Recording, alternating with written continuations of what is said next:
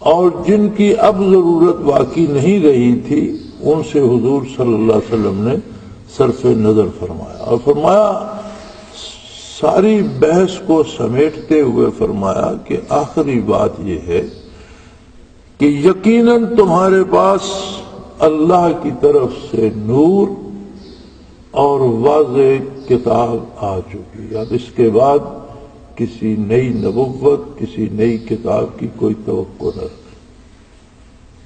جو آنا تھا، جس ہستی نے تشریف لانی تھی وہ تشریف لا چکا، ساری انسانیت کے لیے اللہ کا رسول تشریف لے آیا اور فرمایا جاءکم من اللہ نور۔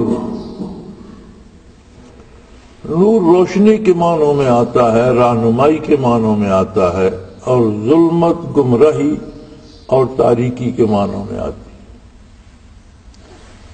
یہاں ہمارے حضرات نے ایک نئی بحث چھیڑ دی کہ حضور صلی اللہ علیہ وسلم نور ہیں یا بشر ہیں۔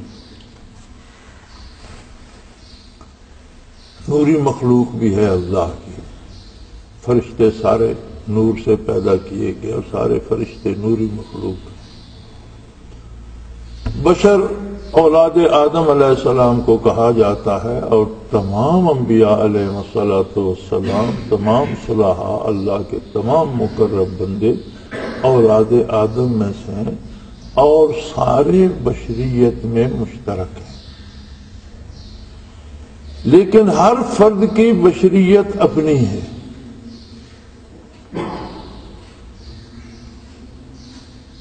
فرمایا انما انا بشر مثلکم یوحی الی، میں بھی تمہاری طرح بشر ہوں، اولاد آدم میں سے ہوں، لیکن تم میں اور مجھ میں فاصلہ یہ ہے کہ میری بشریت بھی اتنی منزہ، پاکیزہ اور لطیف ہے کہ مجھ پر اللہ کا کلام نازل ہوتا ہے۔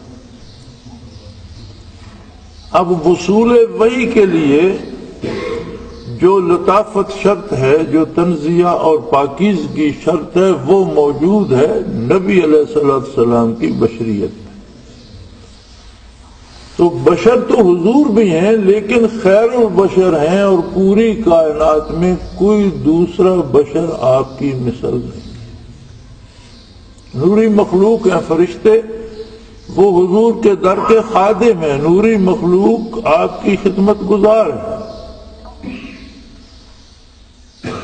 نوری مخلوق تو در اقدس پہ بھی حاضر ہوتی تھی اور بعد وصال روضہ اطہر پہ بھی حاضر ہوتی ہے، اور روایات میں ملتا ہے کہ ہزاروں فرشتے دن بھر رات بھر کوئی لمحہ خالی نہیں ہوتا کہ فرشتوں کے گروہ در گروہ حاضر ہوتے ہیں روضہ اطہر پر اور درود شریف پڑھتے ہیں، صلاۃ و سلام پیش کرتے ہیں اور واپس چلے جاتے ہیں، اور فرماتے ہیں کہ جو ایک دفعہ آئے ہیں قیامت تک ان کی باری نہیں آئے گی۔ فرشتے اتنی مخلوق ہے اللہ کی کہ جنہیں ایک دفعہ در اقدس کی حاضری نصیب ہوئی ہے، قیامت تک ان کی باری نہیں آنے والی، نہیں آتے رہیں گے۔ اب یہ اتنی جو نوری مخلوق ہے وہ تو حضور کی خادم ہے۔ حضور صلی اللہ علیہ وسلم کا کمال یہ ہے کہ آپ کی بشریت فرشتوں سے بھی لطیف تر ہے۔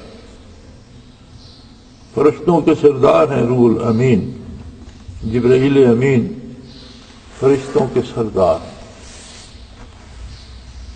اور ان کا مقام بہت اعلیٰ ہے۔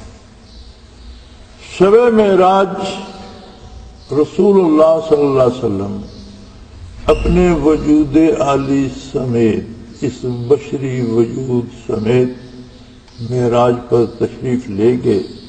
سدرۃ المنتہا تک تو ساتھ رہا جبرائیل امین کا۔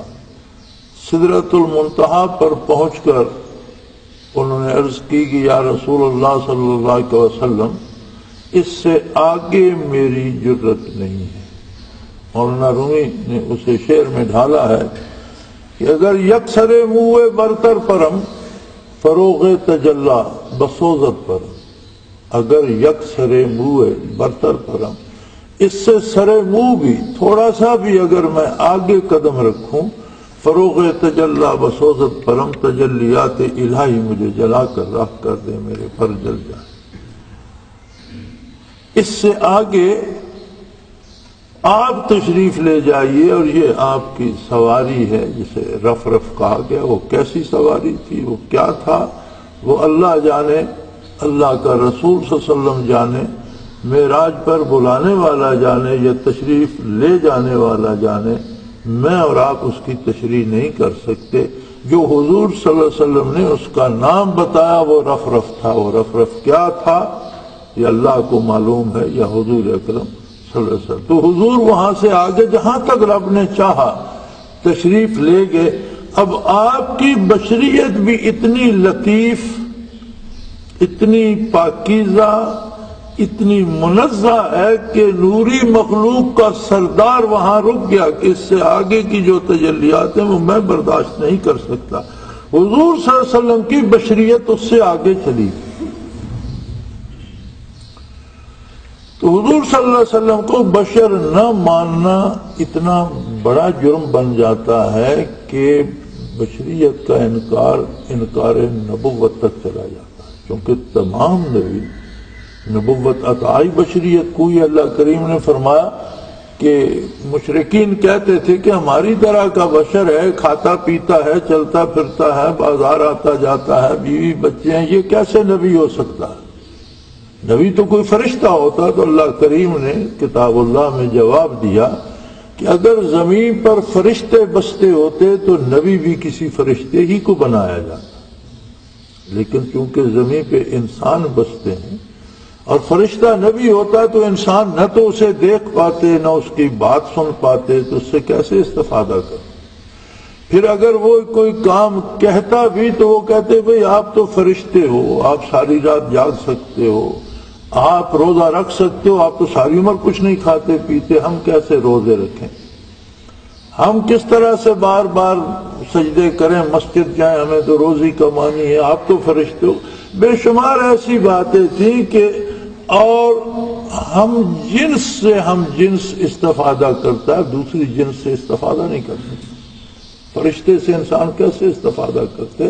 فرمایا میں نے انسان ہی کو نبی بنایا ہے، اور یہ انتخاب میرا ہے، اس میں کسی کے مشورے کی ضرورت نہیں ہے۔ یہ لوگوں یہ تمہارے بس میں نہیں ہے کہ کسے نبی بنایا جائے یا کسے نہ بنایا جائے۔ اور اس بات کا بھی جواب دیا جو اہل مکہ نے کہا تھا کہ من القریتین عظیم، مدینہ اور مکہ کے شہروں میں سے کسی رئیس کو اللہ بنا دیتا نبی۔ فرمایا رئیس تم کہاں سے آ گئے؟ یہ بھی میری تقسیم ہے، کسی کو زیادہ رزق دے دیا، کسی کو کم دے دیا، یہ بھی میرے بنائے ہوئے ہیں، اس میں تمہارا کوئی کمال نہیں کہ تم رئیس بن گئے تو اب ہر چیز پہ تمہارا حق ہے۔ امیر و غریب اور روزی کی تقسیم بھی میں نے کی ہے۔